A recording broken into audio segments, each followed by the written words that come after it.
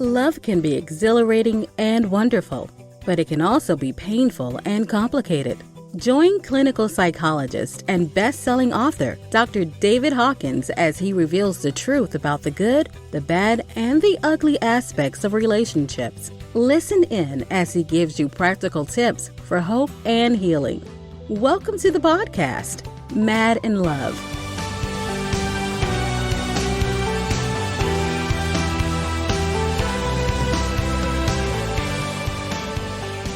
Welcome again to Mad in Love. And if you are new here, I'm Dr. David Hawkins, and we are continuing our new-ish segment where my producer, Katie Buckley, is calling Dr. Hawkins Reacts, which, I got to tell you, I am already reacting. I'm already a little anxious about this, where my guest, Jonathan Glover, is going to be bringing up issues, and I'm gonna react. And I know I'm already reactive, so it's not going to take us long to get into this. So anyway, Jonathan, welcome.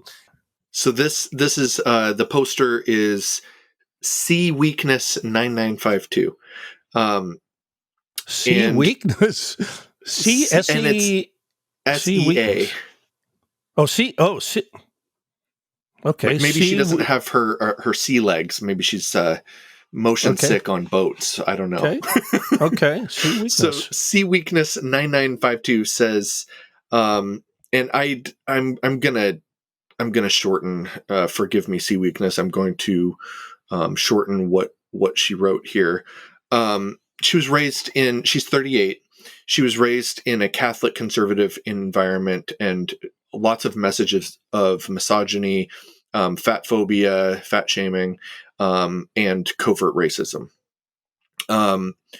She spent her adulthood committed to not only unlearning her environment, but also removing her own inner biases and voices that were damaging to herself and her psyche.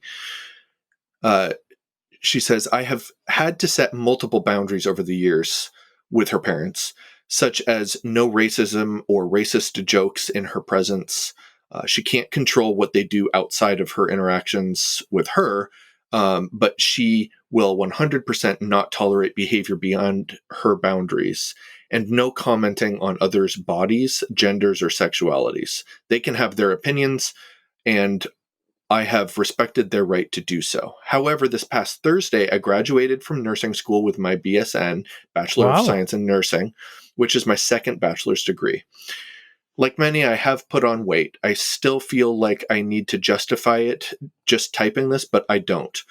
My dad texted me tonight after returning home from celebrating my graduation. He sent me a diatribe with congratulatory opening and closing paragraphs. However, the middle 3 paragraphs went on to tell me I had neglected myself. I needed to lose 20 pounds.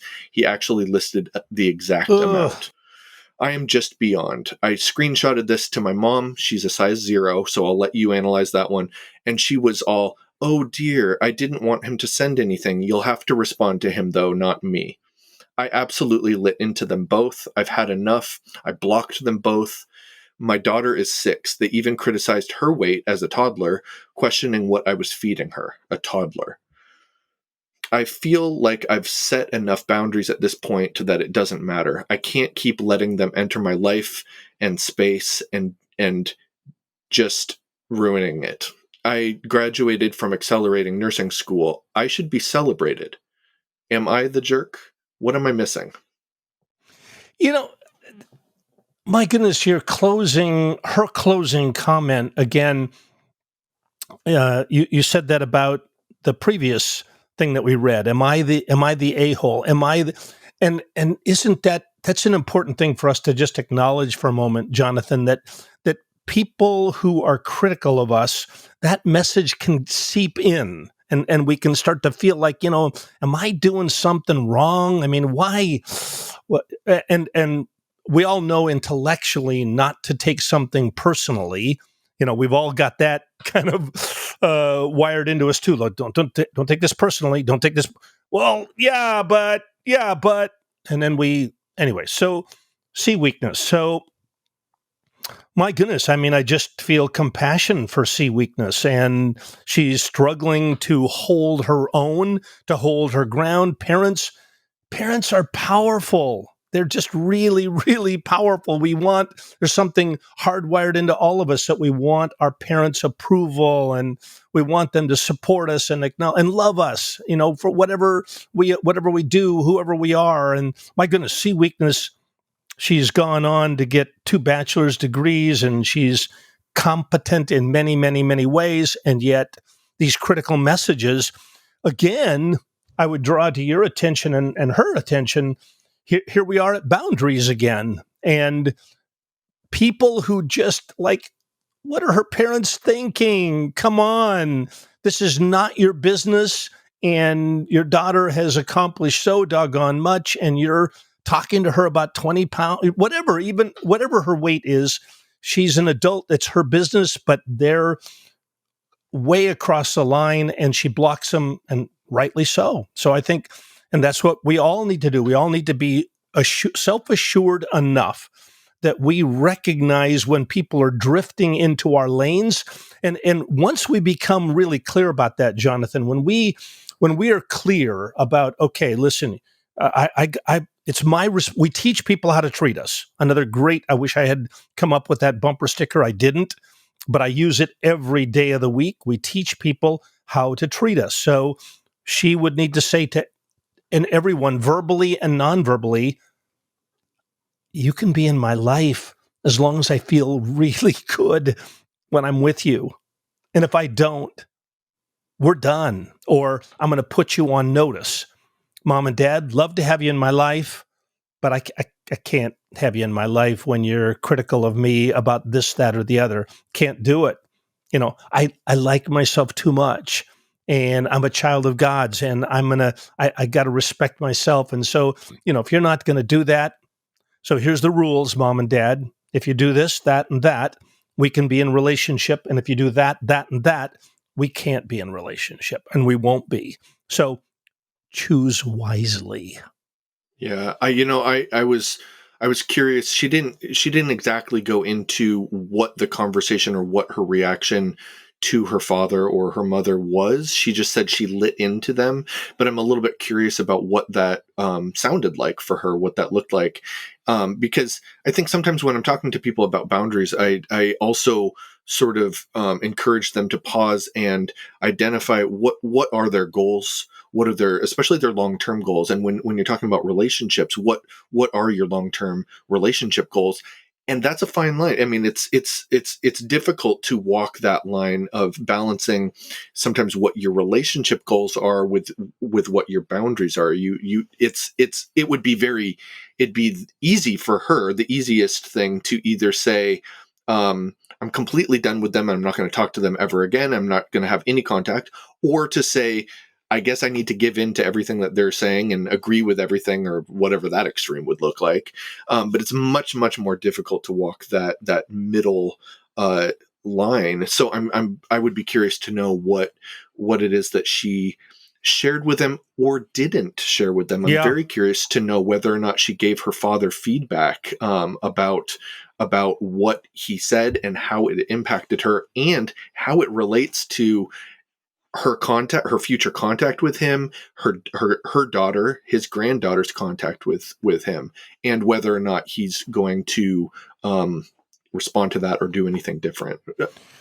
You raise, you haven't said this as loudly as I might say it, Jonathan, that all of us need to think about what our convictions are. In other words, what boundaries rise out of convictions. So they rise out of, my goodness. So this C weakness, my guess is that her conviction is that my body is my body. You don't have a right to talk about it. It's mine. So if you talk about it, this is internal. Yeah, my body's my body. That's my conviction. And I want to be with people who love me and support me and affirm me, right? Okay, check, check, check. And that's what I'm going to shoot for in all my relationships. Okay, check, check, check. And have I articulated those inner convictions? Have I said them out loud to me? This is important to me. Okay, check. And maybe I've asked for some feedback from my friends. Maybe I've talked about it in therapy. Maybe anyway, I'm clear. Okay, check. Have I articulated this to other people? We teach people how to treat us. So did see weakness say to them, exactly right, Jonathan, did she overreact? By the way, overreaction, that's another whole other topic. Overreactions typically rise out of us not taking good care of ourselves. So, if we tolerate, blow up, then that's not gonna bode as well as, okay, I need to just really articulate what I'm looking for in this relationship with my parents or my friends or whoever, and then I'm going to establish the boundary. And sometimes it needs it with friendship, with any relationship. Sometimes there's got to be this, hey, look, we need to talk. Can we talk? I'd like to meet with you and have some coffee and talk about what's happening here. So not in the heat of the moment, but, I've been thinking about our friendship, Jonathan, and there's some concerns I have, and I'd like to talk to you about that. Okay. And we can do that tonight at dinner. I'm going to tell you no, that's not true. That's not true. We're good. At least I'm good. Anyway, but the convictions lead to clarity and expressing what we're looking for. And then we set the boundary, and then we manage the boundary. So it's not like we set a boundary and they're like, oh, okay, good, we're done. No, now comes the hard work of monitoring our boundaries. And we know that our bodies will say, I'm good. I'm good. My body is saying, I'm in a good space. Or my body is saying, oh, not happy. Something needs adjusting. And, boundaries, when I'm talking to clients a lot, I'll talk about how boundaries can look like anything that you want it to. So like I said, you can go really extreme and say, I'm going to cancel you. I'm never going to talk to you again. I'm never going. This is right. Forever. You can also, though, respond more in the moment. So if she's concerned about her parents' impact on her daughter, that's a legitimate concern. And absolutely.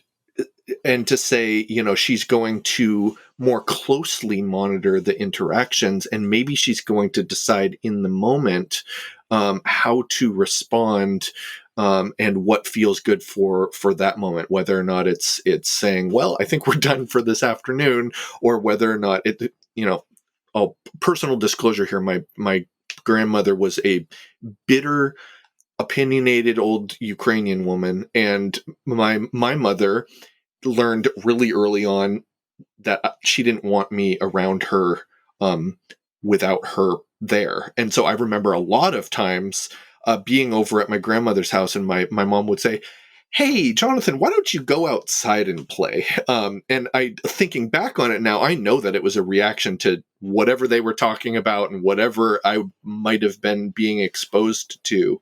And we also just didn't spend a lot of time with her. But I still have I had a relationship with her, and I had interactions with her, and I still have her in my memory. So that, I think that's an example, at least in my life, for how to walk that finer balance. And it really is, I think, as a parent, or as a partner, or as a sibling, or whoever, I think it is really difficult to find that balance and really do listen to your convictions, but also pay attention to what the right thing to do is. And I would add to this, typically, I don't think people are as clear as they think they are. So the person, if C weakness says to her parents, I'm not going to visit you guys just need to stop that. That's not as clear as she might think it is. So most of us grumble, grouse, get angry, react. Most of us don't sit down and say, hey, I'd like to sit down and talk with you. I want to get really clear with you about something. I really want to be crystal clear. And that takes a lot of inner work first, and then it takes preparation, and then it takes okay, I'm going to sit down with my parents and I'm going to say, look, here's what I've been feeling. I want to make a clear observation. When you comment on my weight, here's how I feel, and I want you to be clear with how I'm feeling. And then I want to be clear with you, here's what I'm going to do. This is the action I'm going to take. I don't want to overreact. I don't want to push you away. You're important to me. But here's what I'm feeling and here's what I need. Most of us don't do that. We pull away, we stop making calls. We grumble. I'm not going to visit them again.